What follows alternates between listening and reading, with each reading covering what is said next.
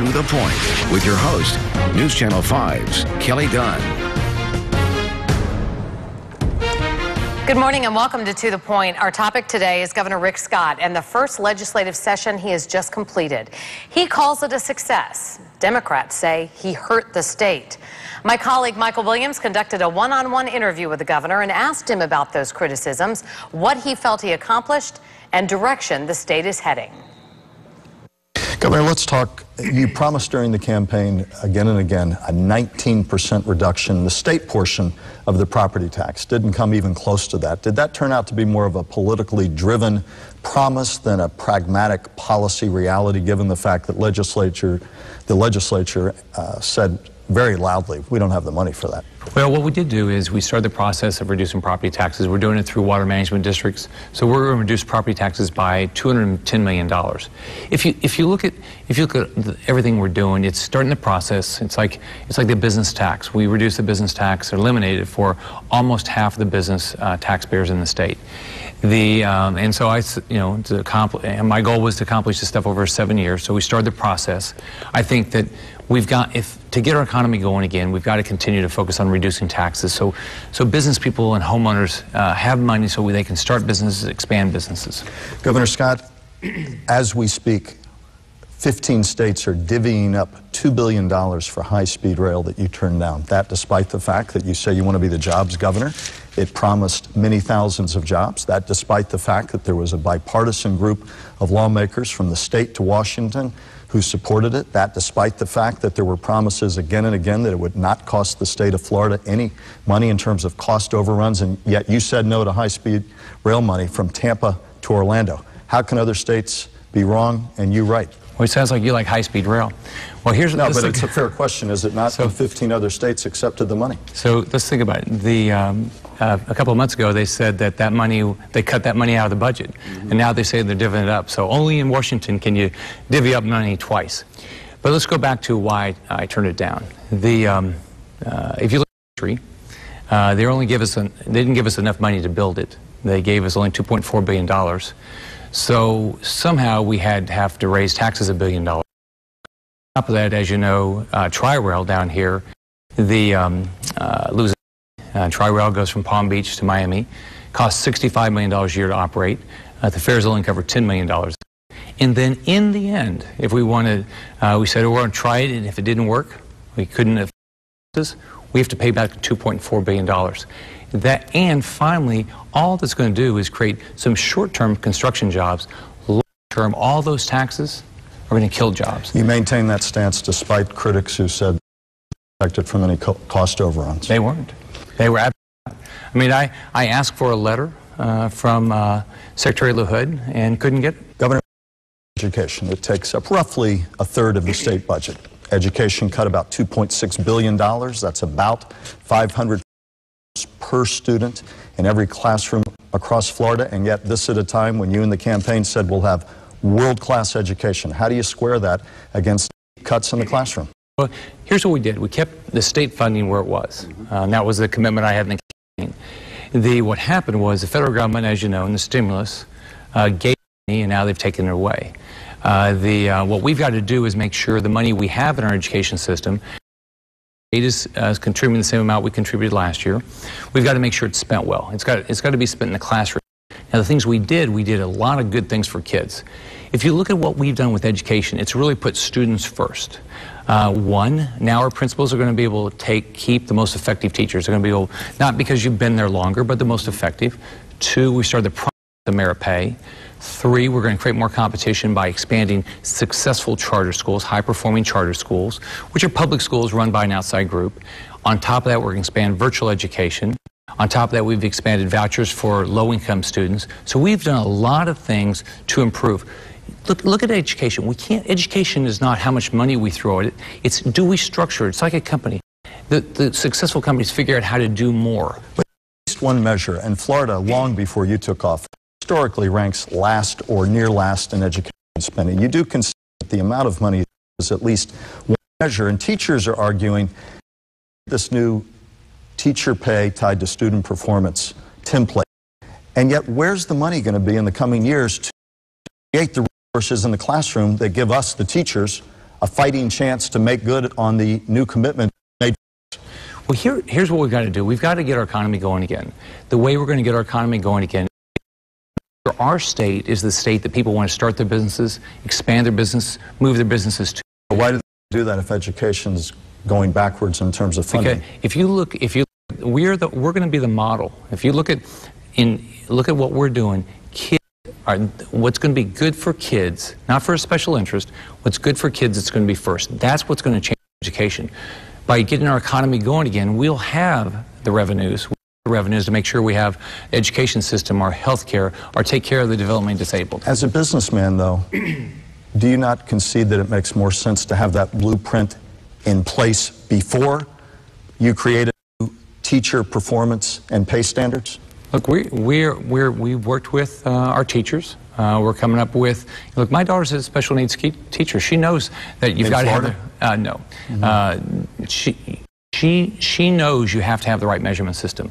But look, we want to make sure that in contrast to spending all of we've got to look at how we spend more money in the classroom, away from administration, more to teachers. We've got to have a fair measurement system. We've got to move towards merit pay.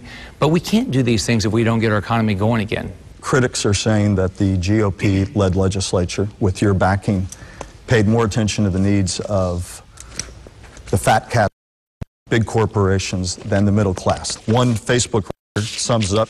Yoda wanted to ask, when we asked for questions for the governor, he said, ask the governor if he sees the contradiction between cutting 3% of all state employee salaries, including every deputy sheriff, firefighter, and teacher, who've had no increase in salary over 4 years in some cases, and using that money for tax breaks to companies that are not from Florida. What we have to do, we have to get our economy going again. And we have to be fair to taxpayers, be fair to people that work in state government. So let's look at it from a taxpayer standpoint. Very few taxpayers in the state have a pension plan. If they have a retirement plan, they're probably putting up most of the money themselves. So, and remember, we have 1 million people out of work right now. So what's fair is for people that work in state government to participate in their pension plan. Now, this is going to be their money. It's their pension plan. My focus is to make sure that we have a pension plan that's viable, that they know when they retire that they're going to have a pension plan. Moving on, though, to middle class. You have 4,500 state workers who will lose their job. You wanted nearly double that. You got about half that. Jobless benefits will be cut from 26 to 23 weeks, and yet business taxes to pay for jobless benefits are cut 10%. So businesses get a bit of a break. The unemployed worker is going to have a little time toward the end of that period of unemployment. Bottom line, are you balancing this backs to the middle class without another attention to spreading the pain? What do you say to them? If you go back and think about what we've got to do, we have to get our economy going again. My whole focus, my budget, the bills that I focused on is how do we get our state back to work? 1 million people out of work. If we don't make this the state, the business people want to do business, we'll never have the money to do these things. So we've got to reduce taxes. Let's take unemployment insurance. The companies are paying for that. The higher that goes, the fewer jobs they're going to have. So my belief, and I know it works, is that the more we focus on making sure this is the place that people want to do business, we always have to remember we're competing for businesses in 49 other states and a variety of other countries. Whether 20 years ago people didn't invest in Panama, in Colombia, in Brazil, in Vietnam, in India, and China. If we make this a difficult place to do business, jobs are going to continue to move out of this country. I'm going to do everything I can to give people the same opportunity I've had in my life. I started school living in public housing. My dad was a truck driver at 6th grade education. I got a good education. I got a job. Now, the jobs didn't pay a lot in the beginning, but I got better and better jobs. So we've got to make this the place where people want to build their businesses, or we'll never have money for all, whether it's health care for the needy, whether it's taking care of the developmentally disabled. All these things, we've got to have an economy to do that. Governor, do you support the rollback, as environmentalists call it, huge rollback of growth management laws?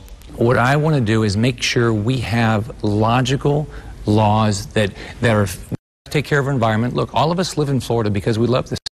We love the Everglades. We love our rivers, our lakes, our beaches. We also need to have jobs. So what I'm trying to make sure is we make sure we balance those things. Environmentalists argue that the state's growth management laws have been rolled back 25 or 30 years and that it will now be anything that developers will no longer be responsible for impact fees for schools and roads, that it will be much for offer to make them responsible for that, and that in effect, wetlands will be destroyed, more business, but not the kind of balance you're talking about for the environment. They're saying this is the worst rollback of growth we've seen in decades. What we've done is make sure that we environment, we have logical permitting processes, but we don't. Is it easier for the developer to develop under these plans that you will sign? No, let's look at what changed. 30 years ago, we didn't have the same infrastructure in our local communities for growth management. Now we do.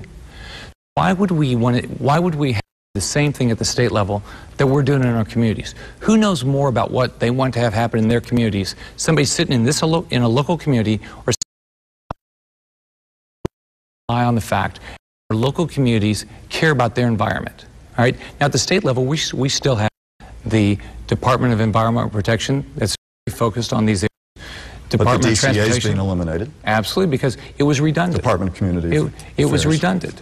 And what it was doing is all it did was, if you look at history, down, things still were approved. Will impact fees be sliding from developers to local taxpayers? Will this be another example of developers getting a break because they'll be less likely, with less in the way of regulations, to have to pay impact fees for schools and roads when they develop, and therefore the normal taxpayer will? You will decide that in your community. I mean, those decisions shouldn't be made in Tallahassee. You'll decide on those issues in your local community. And my experience, they're closer to the people that are elected. They're very close to their citizens. They make those decisions. This is very good for, look, the best government is as local as possible. What this is allowing is local government to make decisions. And you can make an impact on your local government. It's way difficult for you to have an impact on Tallahassee. So this is exactly the right thing to do for our state. Campaigned very hard on it, and yet immigration reform did not really gain any real traction in this legislative session, despite the fact that it's GOP-dominated legislature, despite the fact you campaigned very hard on that. Is it a recognition that that just will not fly in Florida, that's an increasingly diverse state, and is it a failure? What's frustrating is our federal government hasn't done its job. They haven't secured our borders. We don't have a national immigration policy that's logical. We don't have a work visa program that works. So we need to make sure any law we pass with regard to immigration is fair. We need to make sure there's no racial profiling. At the same time, if you're in our state and you're violating our laws, no different than you could ask for, you should be able to ask if you're legal or not. Governor Rick Scott, we thank you for taking a few moments to join us. And coming up, our roundtable examines what the governor had to say. Now joining us is News Channel 5's Michael Williams and Brian Crowley, author of the CrowleyPoliticalReport.com. Thank you very much for being with us, both of you. And Brian, let's start with you.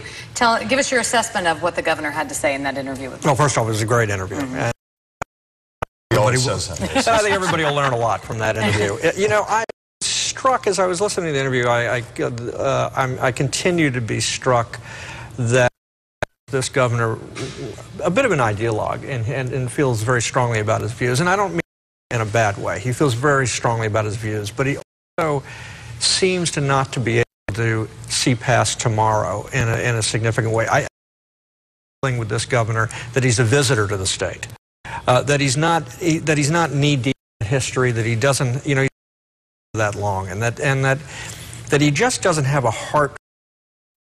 And some of the issues he talks about, like growth management, where he, in my view, somewhat naively talks about the ability to allow local governments to decide environmental issues. Well, there's a reason we went in 1985 to statewide growth management laws, is because local government were messing everything up. They were doing great damage to environmental issues and letting developers have their way with things. He doesn't seem to have any context for a lot of the things that he says. Go ahead. Go right ahead. I'm curious, Brian, also as you look at this, and most people are not sitting home with a legislative scorecard, so the session's done. As you look outbound 6 months to a year, what issues are the biggest ones you see having a fundamental sort of resonance there that are going to impact positively or negatively for this governor in terms of what's been not accomplished in Tallahassee? Well, I mean, this legislature, and much of this was started last year before Scott became governor, teacher tenure, pensions, making state employees and local employees pay for their pensions.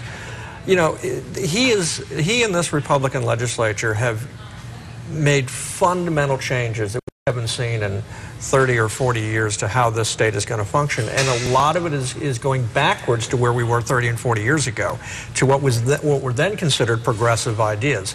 So we face changes in education. We face enormous reductions. Every county in the state is facing tens of millions of dollars in cuts. As you all know, I'm on the Budget Review Committee for the Palm Beach County School Board. They're facing $35 million in cuts. You don't you know, enormous environmental changes, enormous workforce changes throughout the workforce in Florida, and an enormous shift to more development control and more control of the direction of Florida. A lot of these things we're not going to figure out in the short term, but wouldn't he over the say next that couple of years, we haven't been in this bad of shape in a long time, and 10 million people out of work, and I mean, these kind of steps are needed. You know, nobody disagrees with the political leaders today taking steps to save jobs. I don't know how look, our taxes in this state are pretty good for most businesses. One of the attractions for businesses coming to this state is that the employees and the employers don't face a state income tax. Right. Huge attraction. You know, you talk to people when they leave the state to go somewhere else. One of the things they say, so what's the income tax in that state? Exactly. When we talk about higher salaries in other states, usually to offset their higher taxes. You know, these kinds of cuts are not going to help bring business in. You're not going to offer business a weaker education workforce. I mean, the kids that we're graduating from these schools are the workforce. How do you cut money from education? Well, and when you questioned him about that, how can you even attract the businesses when the education system isn't as strong as many across the country? Well, and that's been a fundamental question for decades, long before his watch, but is it one being exacerbated on his watch? And that's going to be an issue to really look at in the coming years. Again, education, about a third of the budget. And so if there's one place 6 months, a year from now, a year and a half from now, where you'll see the outcome of policy decisions in the last few months from a pragmatic and a policy and political point of view for Governor Scott and legislators, it will certainly be there. Right. All right, coming up next, with the Republicans in control, what do the Democrats have to show for their time in the legislature? We heard from Governor Scott and the Republicans about much they wanted in this legislation and what they accomplished. What about the Democrats, though? Do they have anything for this legislative session? Brian, what do you think? Democrats fair? Well, and that was encouraging. There were a couple of high notes. Frankly, our local Jeff Clemens, he managed to take the floor quite a few times and raise various issues that were important, and statements that were important, and frankly also gave higher profile as a freshman lawmaker. Toward the end, final few days of the session, when some Republicans, led by Senator Jack LaValle, got upset what the Senate leadership was doing, they teamed up with the Democrats to stop the legislation. So that was the most effective thing that the Democrats did. But overall, it was to look to the future for Democrats. Well, and since we're all political junkies, look to 2012. First, specifically on immigration reform. Get it in 2011. How's he going to get 2012 Arizona-styled immigration reform? Rick Scott ran on it again and again and again and again. Is he any way he gets that in 2012 in the middle of an election year? Rick Scott does not get any significant immigration reform. You are not going to get significant immigration reform in the state with a large, active Hispanic population in this state. Not going to turn around and support this. This is not Arizona. We don't have a big wall. We don't have, tens of thousands of illegal immigrants crossing our border and coming into backyards like they do in Texas and Arizona and some of these other states. It's a different issue here, and it's not going to sell in the state. Of all the issues, though, that you talked about with the governor, whether it be education, cutting corporate taxes, growth management, high-speed rail, jobs, which is going to have the biggest impact on the people of Florida? Well, you really have to go back to the core, I think, and the thing that has the biggest impact on people in Florida is education. Ultimately, I mean, that's what determines our workforce. It determines our criminal justice system. If you're not educating kids and they're dropping out of school or they're getting into trouble, businesses to Florida. One of the things that stops businesses from coming here is an educated workforce. Why do they go to North Carolina and the Research Triangle? Because it's the Research Triangle and it's a strong university base. area. I would also say, too, in the election, people voted their anger about business as usual, and they voted their pocketbooks, very worried about an economy, feeling a businessman could solve that. If he doesn't have fundamental proof in the next year or two that his jobs policy as the self-promoted jobs governor is working, that is going to be a huge litmus test for him. And quantifying that in the next few years and seeing what we make will be how Rick Scott rises or falls, I think, politically. What was your impression of Rick Scott, the man? I think Rick Scott, the impression is somebody who has a lot of business savvy, but a novice who's still trying to feel his way through what the implications are politically in terms of reaching out to people in the state of Florida of the decisions he's making. He comes from a business background where he sat at the top of that hierarchy, but now you have 18 million bosses, the people of Florida. And I think figuring out that dynamic for man who sat at the top of, relatively speaking, a small hierarchical structure when he was in health management is a lot different than figuring out that impact. And I think he's very much still feeling his way along there, hoping that his Tea Party base of support is huge enough to sustain him. And I had somebody after our last interview with him say, it's a big deal, the Tea Party's broad-based. It may well be, but is it enough in this diversity? See how that plays out. That's right. We'll be back with more on To The Point after this. That's all the time we have on To The Point. My thanks to Michael Williams, my colleague here at News Channel 5, and Brian Crowley, as always, and we'll see you next week. And if you would like to send a comment about today's show, go to WPTV.com and click on the political link. Thanks for joining us, and enjoy your Sunday.